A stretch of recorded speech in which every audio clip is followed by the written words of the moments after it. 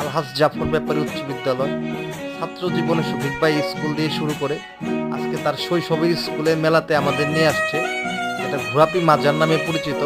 1992 সালে সেই স্কুলের স্টুডেন্ট ছিল। আজকে সে মেলাতে নিয়ে আসছে আমাদের। মেলাটা সত্যি খুব অসাধারণ ছিল, আমার কাছে খুবই ভালো লাগছে। ভিডিওটি না টেনে আপনারা দেখতে থাকুন মেলাতে কি আছে। সর্বশেষ আমি একটা কথাই বলবো, যারা ভ্রমণ রসিক হন অবশ্যই আলহাজ জাফর ব্যাপারী উচ্চ বিদ্যালয়, ছাত্র জীবনে শফিক ভাই স্কুল দিয়ে শুরু করে আজকে তার শৈশবের স্কুলের মেলাতে আমাদের নিয়ে আসছে, যেটা ঘোরাপি মাজার নামে পরিচিত। 1992 সালে সেই স্কুলের স্টুডেন্ট ছিল।